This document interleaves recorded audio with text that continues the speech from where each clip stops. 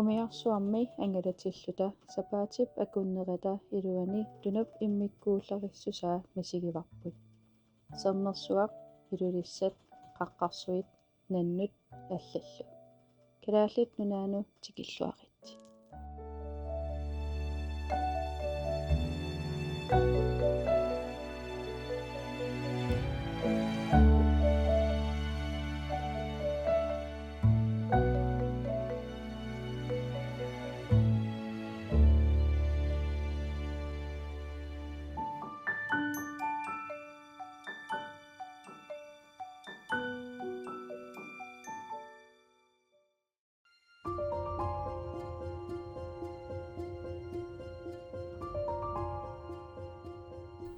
We began our voyage in Reykjavik and sailed to the Westman Islands, originally settled by Irish slaves who were brought over by the Vikings. We talked with the people living here, hearing stories about their lives in this remote part of Iceland. We learned of the island's turbulent past, shaped by volcanic eruptions, fishing, and harsh weather. We said hello to the locals, watching in awe as they went about their day. The Westman Islands are home to some of the largest puffin colonies in the entire world, with an estimated 1.1 million puffins nesting on these islands every year between April and late August.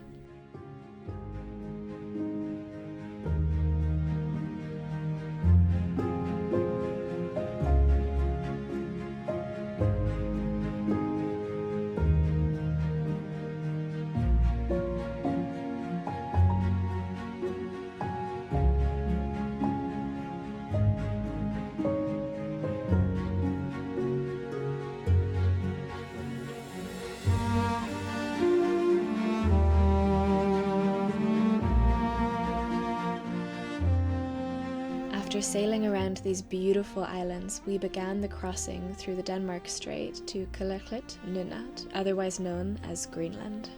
After a day at sea, late in the evening, we began to see our first icebergs, and we knew we had arrived.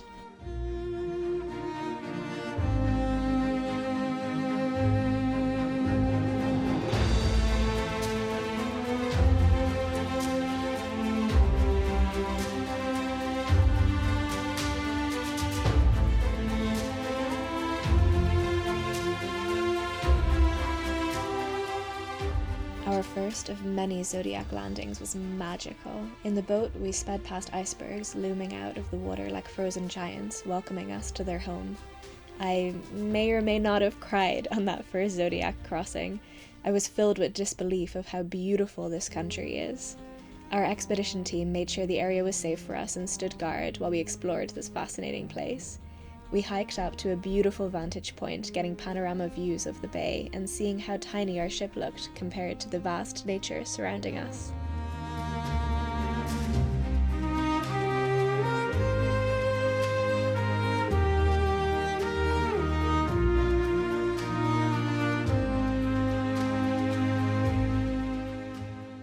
In the afternoon, we set sail through the fjords, majestic mountains on both sides of us and icebergs floating alongside us peacefully.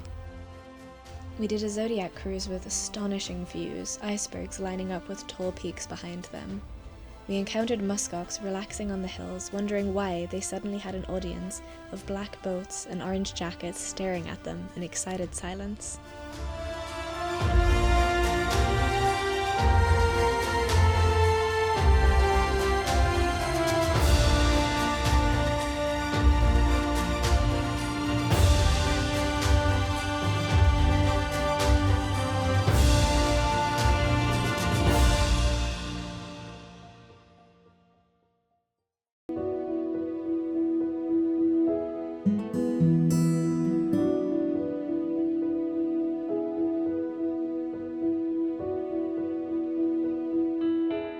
This morning's arrival was at one of the most beautiful fjords I've ever seen. With a backdrop of a colourful mountain, we landed on lush land, bursting with flora. The hikers began their journey hiking through one of the most remote places on Earth.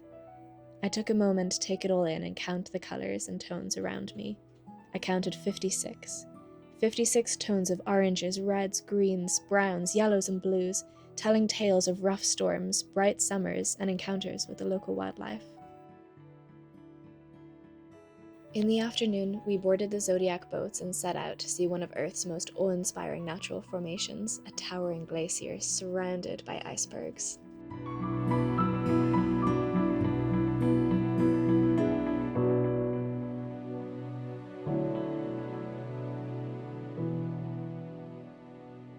Oh, hello. I didn't see you there. My name's John and I'm a glaciologist. And here in Greenland, glaciers are absolutely central. We see them everywhere and we see their former presence everywhere as well. This landscape is absolutely dominated by glaciers. And so when you ask about geology, there are two separate questions. There's one question, which is how old are the rocks? But how old is the landscape is a very different question, because the glaciers have shaped this landscape completely over just the last million years or so, meaning that the landscapes are often much younger than the rocks that compose them. Another thing that's very noticeable here in the polar regions is that striking, unique blue that you see in glacial ice.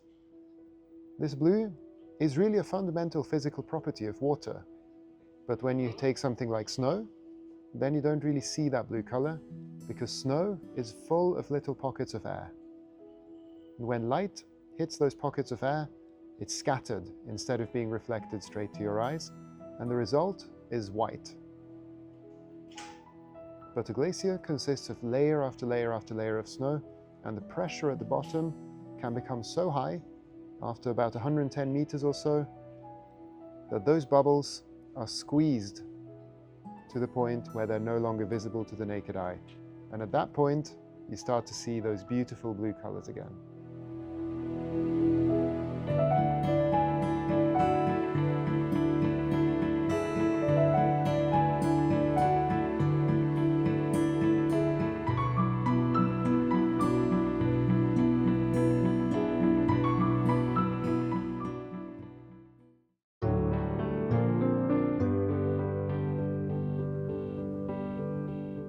Sorte Ö, the Black Island in the Red Fjord. We braved the windy and wet weather, and as soon as we landed we heard whispers that we weren't alone here. We gazed upon an Arctic fox den, patiently waiting to see if the foxes would come out, and they did. Mischievous and sly, they ran around the island as if it was their playground. With directions from our expedition team, we hiked up to a stunning viewpoint and surveyed the world below us. Hi, can I just point out this beautiful and majestic, huge lake that Jonathan has been telling everyone about? It shrunk.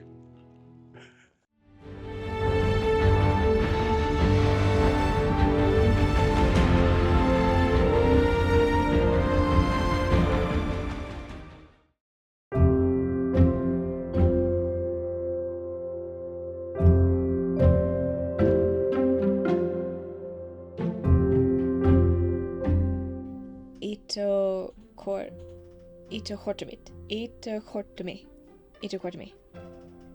Anyone else struggle with this? Just me? This was the only settlement we saw on this voyage. One of the most remote settlements in the world. It is accessible only by helicopter or boat and is often cut off during the harsh winter months due to sea ice.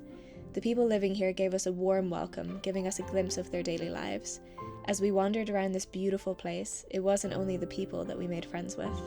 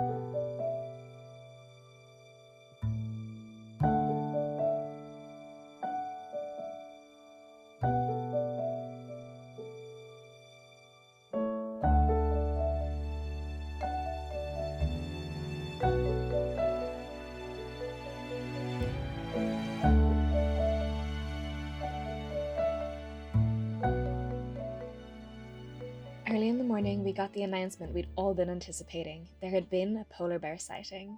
The buzz on the front decks of the ship was electric. Everyone so excited, looking through their binocular scopes and telephoto lenses.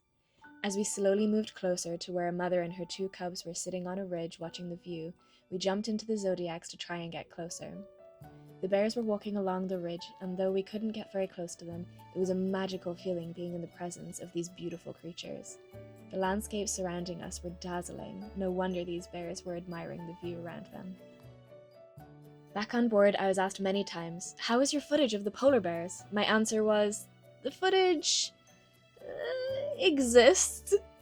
We couldn't get close enough safely, and I maintained distance with my drone because I knew the sound might scare them, and protecting nature is always more important than getting the shot.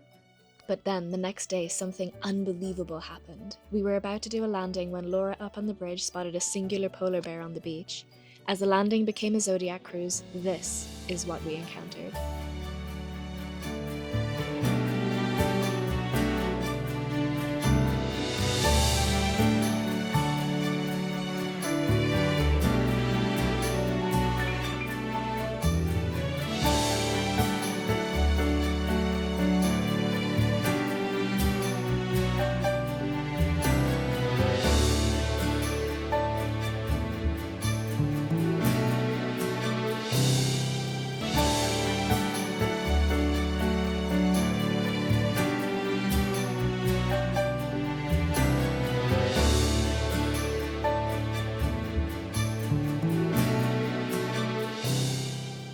Wait, I got so excited about the polar bear that I forgot about the insane sunset we saw the night before. Let's rewind.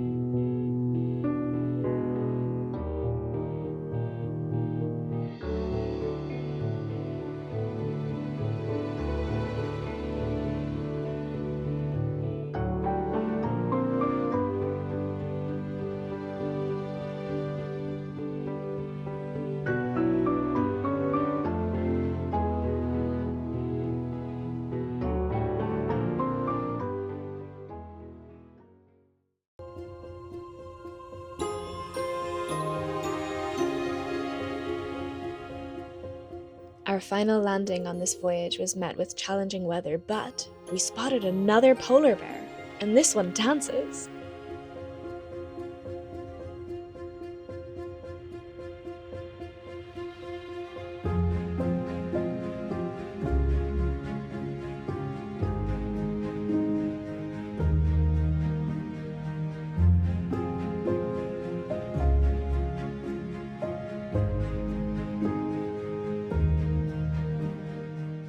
Hi everyone, my name is Seabourn. I'm a geologist on board Seabourn Venture. We're having a great time sailing through Greenland. As a geologist, Greenland is incredibly exciting. It's got incredibly old, rich geology dating all the way from 3.8 billion years. So that is really, really, really, really old. And it's amazing to be here and to look at all the different rocks, the juxtaposing ages, and it tells a very prominent story of a very turbulent past. To put into perspective just how old the rocks in Greenland are, try to imagine that the planet is only 1 year old. It would have formed on the 1st of January with the earliest known life in these Greenlandic rocks forming in March. Multicellular life did not evolve until October, and the dinosaurs a few days before Christmas, going extinct on Boxing Day, and humans only appeared 15 minutes ago, with all of civilization being in the last 10 seconds.